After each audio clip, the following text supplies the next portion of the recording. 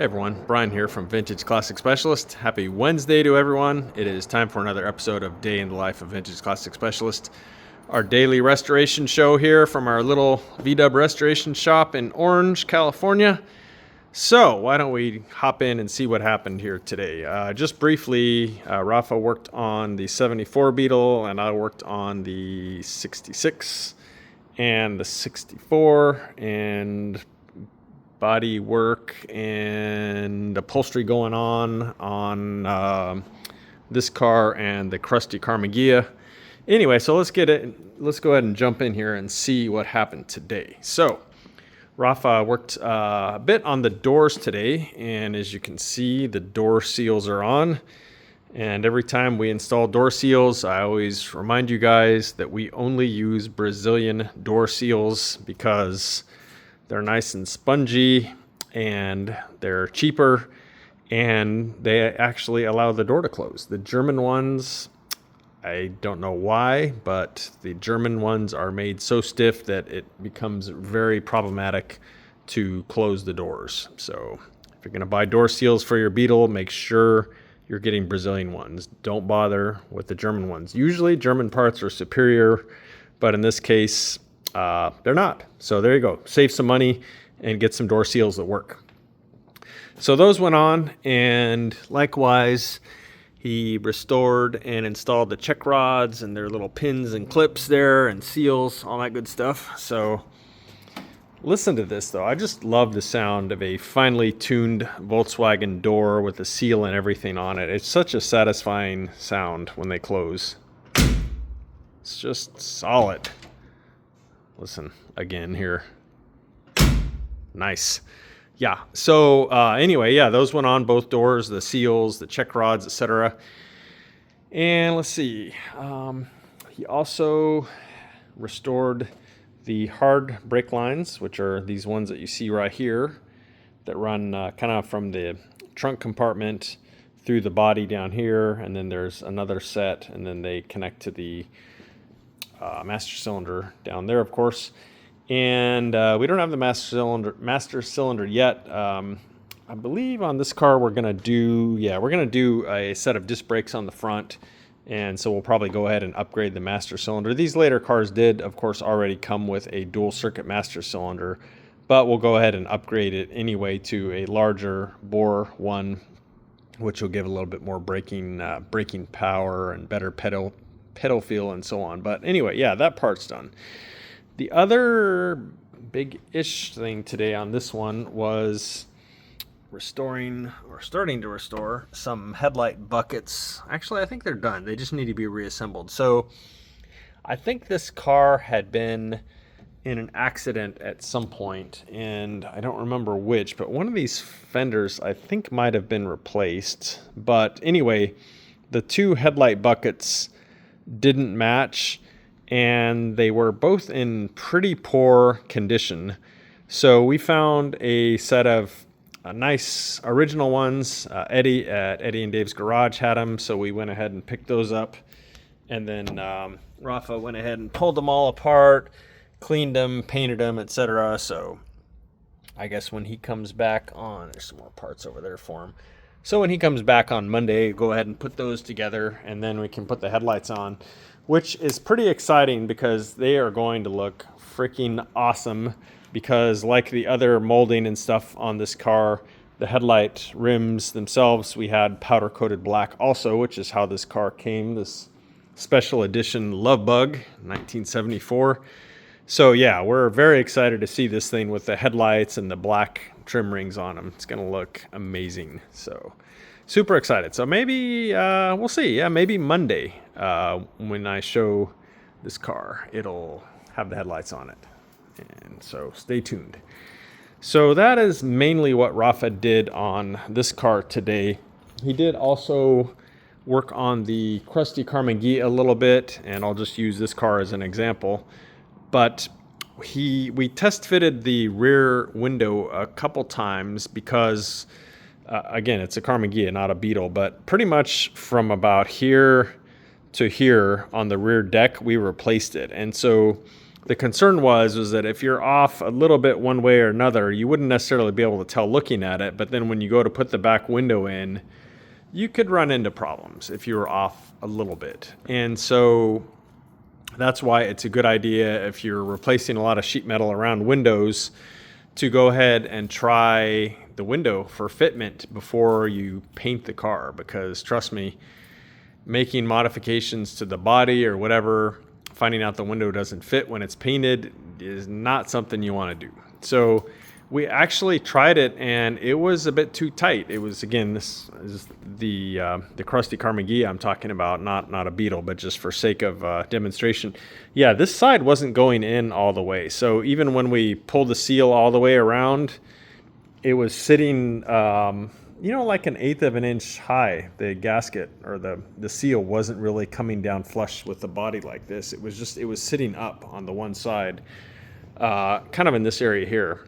And so Rafa trimmed the seal and got it to fit pretty good. So we're confident now that it's going to go in when the car's painted. So we need to do the same thing to the windshield on the Krusty Karmann, because on that one, the windshield, the body sheet metal was replaced in both corners about here, on both sides on the windshield. Again, I'm talking about the Krusty Ghia here.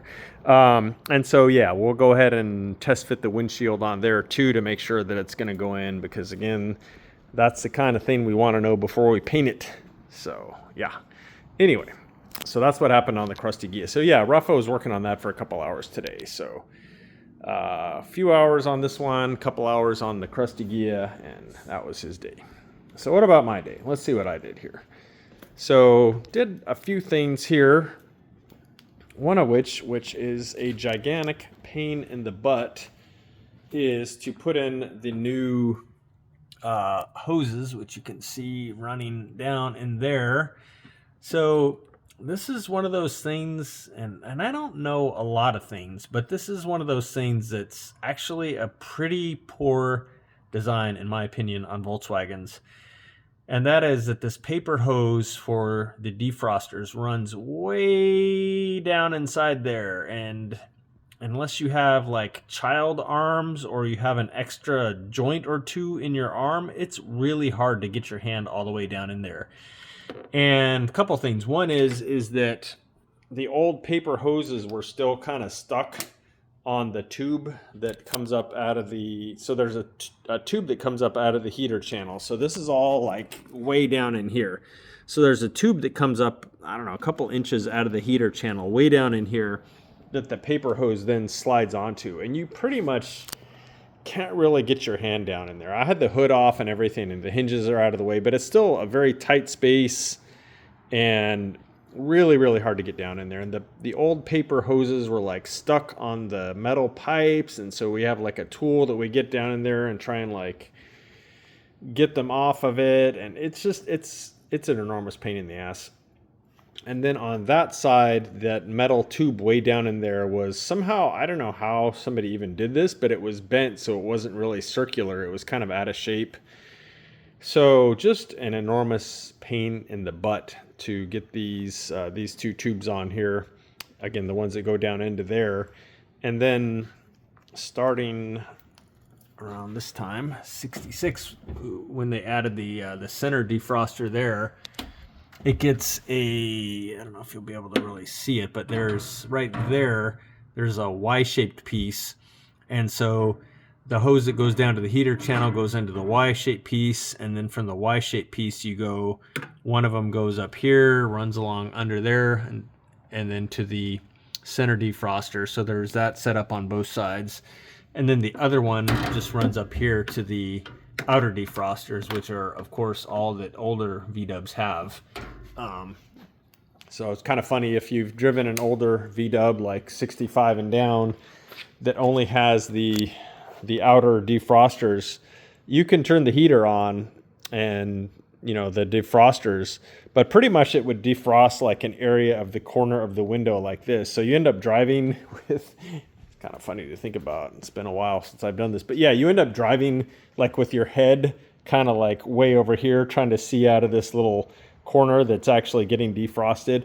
Or more practically speaking, what everyone pretty much does is carry some type of like towel with them and just defrost it by hand, because the defrosters on these were super inadequate. Even when they added the center one, it's still not that great. But anyway, yeah, so those went in today. Huge pain in the ass right there. And pretty much had to like re-disassemble the dash to get all those hoses in up underneath there. The windshield wiper mechanism had to come out. The glove box had to come out and stuff like that, and then run those hoses and put that center manifold that attaches to this thing up underneath here, and then reassemble everything. So anyway, that all went together, and then I put in the speedometer, which if you saw yesterday's episode, you know that I went and restored it. It had some issues, both cosmetically and mechanically, that I took care of. And what else? Yeah, I pretty much put everything back together. And then after that, took his gas tank and I looked inside, and it had a lot of like sediment and stuff in it. And the owner says that he treated the inside of the gas tank, but I don't know, it had a lot of crud in it. So pretty much what I did was I put gasoline in it, like maybe I don't know, say a cup worth of gasoline, and then shook the tank a bunch and then drained that gas out. I repeated that process probably like 4, maybe 5 times, until when I would dump the gas out, it was coming out pretty much clear. So that told me that I got all the garbage out of the tank. And then, of course, installed the new outlet kit, which has the little metal tube and the little filter that goes up into the tank and stuff like that. So it is plumbed in on the bottom into the chassis where the fuel line runs through the chassis. But then the owner didn't have the little clamps that hold it down. And sadly, his original sender that he had, we're not going to be able to use, because very typical for these, I don't know if you'll be able to see this. I don't know if you can see that or not, but right there, there's a tear in that rubber boot. So that rubber boot is what seals the top side of the sender from the inside. So it's in other words, what separates the gasoline on the inside of the tank from, the outside world, so to speak. And so these typically get tears in them when they get aged. Yeah, I think you can see it right there. See where that's tore. And so what happens is, if you have a full tank of gas, the gas can pretty much like percolate up through here, and you can have gas smells and everything that are coming into your trunk area, and of course can pretty easily make it into the cab of the car.